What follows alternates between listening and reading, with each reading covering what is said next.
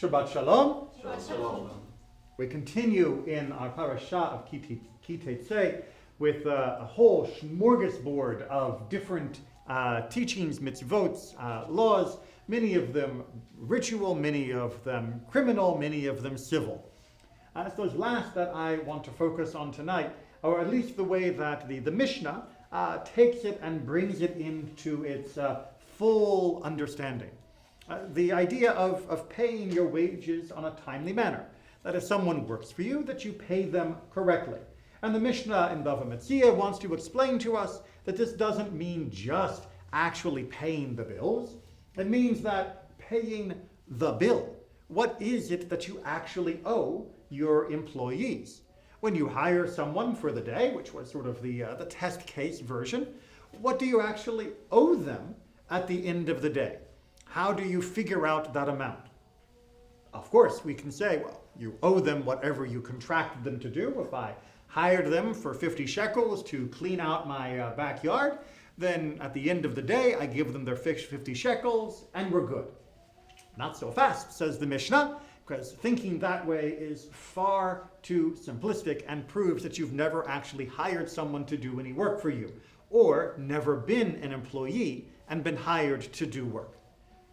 If someone hires you for 50 shekels to clean out the backyard, does that mean you have to arrive at 6 a.m., 5 a.m., 10 a.m.? Does it matter as long as the job is done? What happens if it's going to be a 2-day job if you start at 10 a.m., but you might have been able to finish it all in one day if you would come at 6 a.m.?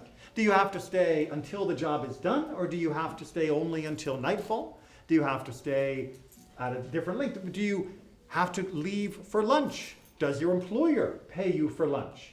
Is the employer providing the lunch? Right? Anybody who's ever actually hired someone knows that these are rather important topics.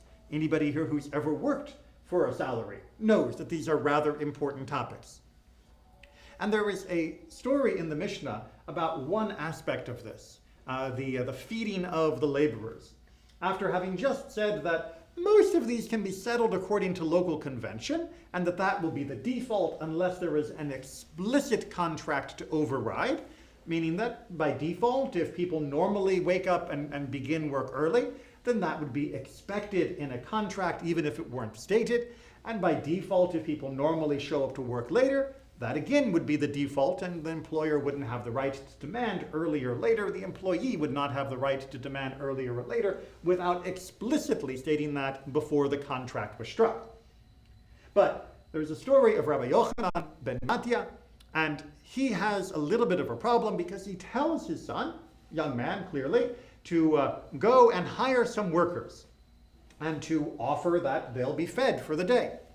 The man goes off, he offers that they'll be fed, he comes back and tells his father, and his father says, wait a minute, you just told them that we were going to feed them? That's it? Because you understand now that even if we gave them a feast fit for Solomon, we would not be off the hook. You didn't specify what we would feed them. You just said lunch will be served. And they have every right to expect a lunch greater than that offered by Solomon because they are, after all, the children of Abraham, Isaac, and Jacob. Quick, run back, get to them before the contract is final, before they begin the work, and clarify for them that we can only offer legumes and bread, a very simple fare. That's what's meant by we'll feed you lunch. He did, and it was settled. Is he right to be so worried? Rabban Shimon ben Gamliel, one of the other great sages of the age, says he had no reason to be upset.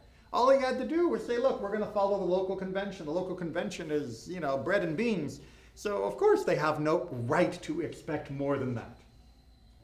What do you think was going on with Rabbi Yochanan here? What do you think was in his mind that he became so worried that his son had promised too much by simply promising lunch?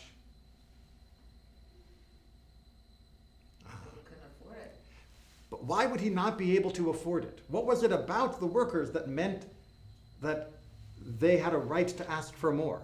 Because they would have an expectation that was their payment for their labor. They would have an expectation that it was part of their payment for the labor.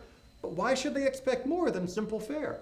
Because people create their own narrative. People create their own narrative? You're thinking, they're going to think what They're going to think what they think. But I want you to give Rabbi Yochanan ben Matya a little bit more credit, that he had something in mind that made him look upon the workers differently than many of the other people of his generation. The Mishnah do not record all of the opinions of all of the rabbis on all of the topics. It is very selective, and even though it includes minority opinions that are eventually overruled as far as the law goes, they often will include minority opinions, such as this, that teach us something very important, either spiritually, morally, or ethically, or in this case, sociologically.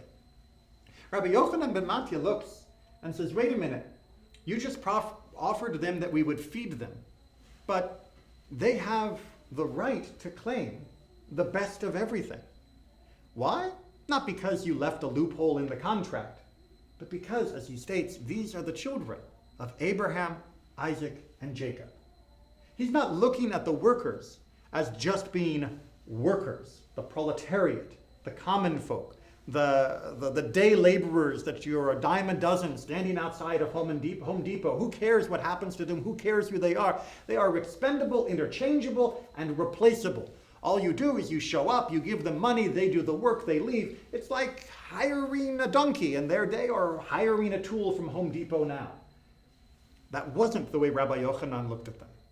He said, these are human beings. These are human beings with the dignity of Abraham, Isaac, and Jacob. If you do not specify exactly what we owe them, they have every right to expect the world from us. These are not merely employees. These are not merely instruments in order to get a job done. These are human beings of infinite worth, and thus we would have an infinite obligation to them. Now, did he mean that literally? Did he actually mean that, yes, they could go to the court and hold him up and say, we demand a feast fit for Solomon? No, of course not. It is the rabbinic way to speak in hyperbole. I've done it myself 1,000,000 times. Sorry, that joke didn't land as hard as it should have. But what he was trying to do was make a point to his colleagues, make a point to his son, who clearly was just beginning the process of learning how to work with other people.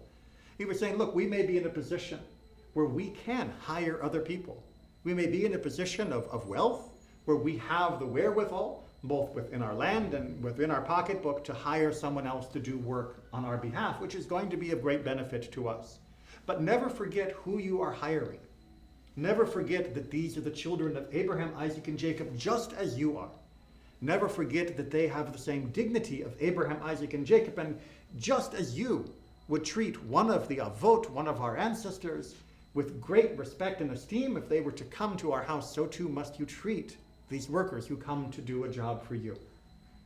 Judaism has a very long history of defending the rights of all of those, both workers and employers.